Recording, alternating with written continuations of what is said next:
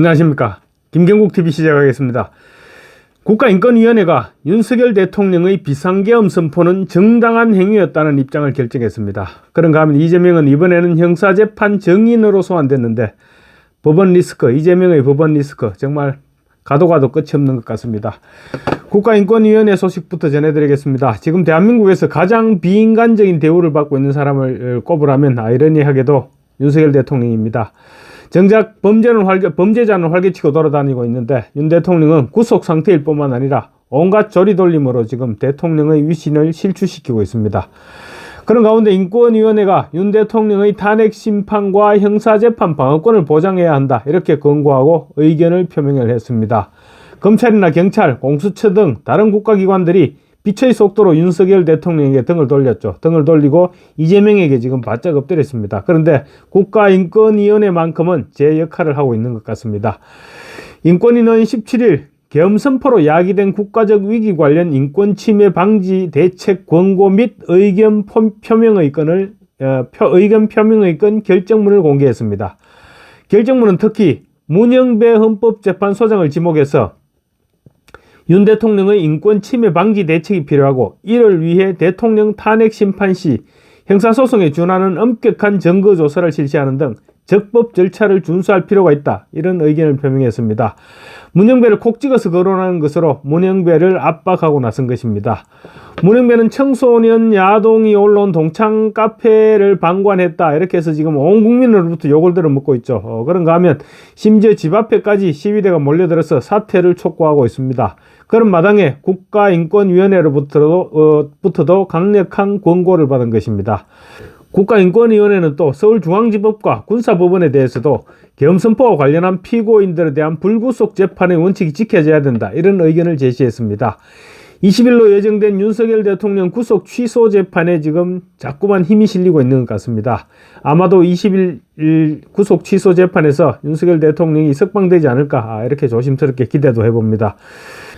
인권위는 결정문을 통해서 비상계엄이 선포돼서 국회와 선거관리위원회에 병력이 파견되긴 했지만 체포되거나 구금된 사례는 없었고 오히려 윤석열 정부 출범 이후 민주당이 29차례나 탄핵소추안을 발의해서 13명을 탄핵소추한 것은 권한 남용이었다. 따라서 비상계엄 선포는 고도의 정치적 군사적 성격을 지니고 있는 통치 행위에 속한다고 지적했습니다.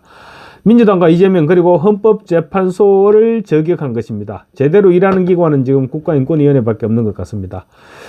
다음으로 이재명 이야기입니다. 이재명의 재판 리스크, 법원 리스크 정말 끝이 없습니다. 자기 재판 5건으로 지금 법정에 출석하고 있는 것도 모자라서 이번에는 정인으로까지 채택돼서 재판정에 불려나가게 됐습니다.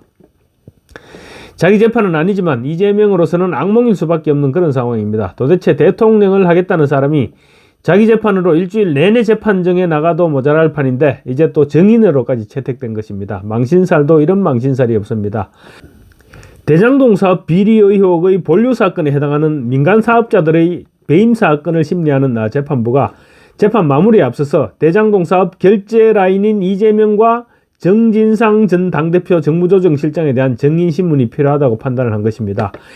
2021년 12월 첫 공판 준비기일이 열린 지 약 3년 반 만에 1심 재판이 정리되는 그 과정에서 이재명을 정인으로 소환한 것입니다. 서울중앙지법 형사 22부는 17일 유동규 전 성남도시개발공사 기획본부장과 그리고 또 화천대유 자산관리 대주주 김만배, 남욱, 정민용 변호사, 정영학 회계사 등에 대한 속행 공판을 시작했는데 이재명을 정인으로 불러달라는 검찰의 신청을 수용했습니다. 재판부가 결정한 이재명의 정인신문 일정은 내달 21일입니다. 3월 21일이면 어떤 상황일까요? 그때는 정치 일정이 엄청나게 긴박하게 돌아가는 그런 시점입니다. 내달 21일이면 그때를 전후해서 이재명의 선거법 위반 항소심 선고가 아마 내려질 것입니다. 물론 이재명 본인의 재판 일정은 또 계속되고 있죠. 그런 과정에 또 윤석열 대통령의 탄핵 심판 신고도 그 즈음이 될 가능성이 없지 않습니다. 그런 상황에 이재명은 재판정에 정인으로 불려나가게 될 판인데 출석을 하느니 마느니 구인장을 발부하느니 마느니 이런 온갖 악몽에 시달려야 될 판입니다. 법원은 이번 주 내로 이재명에게 소환장을 발부할 예정인데 특별한 이유 없이 불출석할 경우 과태료 처분 또는 강제 구인하게 됩니다. 재판부가 이재명 대표가 나오지 않을 수도 있다 이렇게 얘기하니까 유동규 이번 재판은 자기 재판이니까 피고인이죠. 유동규 씨는 안 나올 경우에는 구인장을 발부해달라 이렇게 요청했습니다. 유동규 씨는 이재명의 재판에 무려 10여 차례나 소환돼서 지금 증인신문을 계속 받고 있습니다. 유동규 씨 입장에서는 자기는 그렇게 불러놓고 너무 재판 증인 소환 횟수를 너무 많이 하다 보니까 이제 더 이상 물어볼 질문이 별로 없습니다. 그러니까 별로 필요하지도 않은, 중요하지도 않은 그런 질문을 계속하고 있는데, 자기는 그렇게 10여 차례나 증인으로 채택해서 시간이 남으니까 쓸데없는 질문만 해대는데, 이재명은 증인으로 출석하지 않는다면 억울하기 짝이 없는 일이 되겠죠.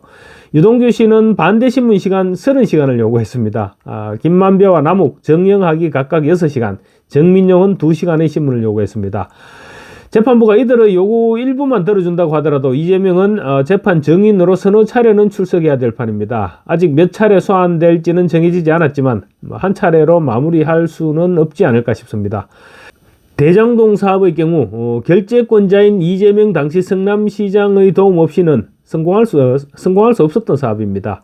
그러니까 이재명은 핵심 증인입니다. 재판부가 증인 요청을 수용했던 것도 이재명의 증언이 없이는 재판을 마무리하기가 어렵다는 판단에서일 것입니다. 민간업자들의 범죄 금액은 무려 7,886억 원입니다. 이 정도 중요한 재판인데 결정적인 증인이 불출석하겠다고 하면 당연히 구인장을 발부해야 됩니다. 윤석열 대통령에 대해서는 진술 거부권을 행사하겠다고 입장을 계속 밝히고 있음에도 강제 구인을 하겠다면서 공수처에서 3차례나 구치소를 방문했었죠. 공수처 수사 대상과 재판부의 정인이란 차이점이 있기는 합니다. 그렇지만 사법부의 절차라는 점에서 크게 다를 바는 없습니다. 증인 출석을 거부한다면 강제 구인하라는 여론이 빗발치게 될 것입니다. 재판부는 오는 28일까지 정민용, 유동규, 정영학에 대한 신문을 마치고 3월에 남욱에 대한 6시간 신문을 진행하고 3월 17일까지는 김만배에 대한 정인신문을 마치겠다고 생각해 봤다면서 3월 21일부터 이재명을 정인신문하겠다고 말했습니다. 이들 5명은 대장동 개발 사업을 추진하는 과정에서 유동규와 정영학 변호사가 취득한 성남시와 성남도시개발공사의 내부 비밀을 이용해서 김만배 등이 구성한 성남의 뜰 컨소시엄이 민간사업자로 선정되게 해서 7,886억 원 상당의 이익을 취하거나 제3자로 하여금 취득하게 한 혐의를 받고 있습니다. 대선에 출마하겠다고 목을 메고 있는 이재명이 범죄 혐의 용의자이면서 다른 범죄 혐의에 대한 증인으로 출석을 요구받았는데 정말 꼴 좋다는 말밖에 할 말이 없습니다. 이재명은 재판 리스크로 3월 새봄이 와도 그야말로 출래불사춘의 상황을 맞이하게 될 것 같습니다. 감사합니다.